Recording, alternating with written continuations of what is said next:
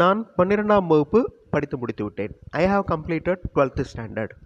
இல்லைனா simple past டென்ஸில் சொல்லலாம். I completed 12th standard. I have completed அப்படிங்கிறது present perfect tense. Just now happened, இப்போ தான் நான் பாஸ் பண்ணியிருக்கிறேன் அப்படின்னு சொல்கிறதுக்கு. நான் எனது வேலையை முடித்து விட்டேன்.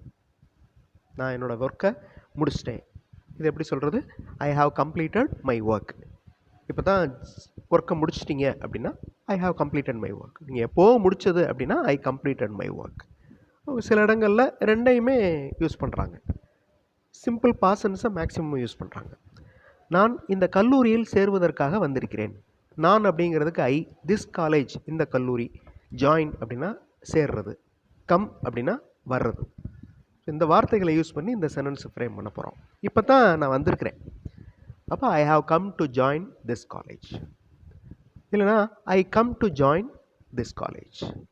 ஐ am here to join in this college. எனக்கு கோர்ஸ் பற்றிய விவரங்கள் சொல்ல முடியுமா? நான் கோர்ஸ் பற்றிய விவரங்களை தெரிந்து கொள்ளலாமா? தெரிந்து கொள்ளலாமா அப்படின்னாலே அந்த மே அப்படிங்கிற வார்த்தையை யூஸ் பண்ணலாம். இப்போ எனக்கு கோர்ஸ் பற்றிய விவரங்கள் சொல்ல முடியுமா? Will you tell me the course details? Will use பண்ணலாம். இதை விட இன்னும் ஃபார்மலாக இருக்கணும், அஃபிஷியலாக இருக்கணும் அப்படின்னா good you tell me the course details. இந்த குட் யூ அப்படிங்கிறத நம்ம மேக்ஸிமம் யூஸ் பண்ணலாம். ரொம்ப ரெஸ்பெக்டாகவும் இருக்கும், ஃபார்மலாகவும் இருக்கும். I want to know the course details, please tell me. இந்த மாதிரியும் கேட்கலாம். ஸோ ஒரு விஷயத்தை எப்படியெல்லாம் கேட்குறோம் பாருங்கள். Will you tell me use பண்ணியிருக்கிறோம், could you tell me, I want to know the course details. இப்போ தெரிந்து கொள்ளலாமா, நான் முதல்ல சொன்ன மாதிரி may I know the course details. இது ரொம்ப பணிவாக கேட்குறது.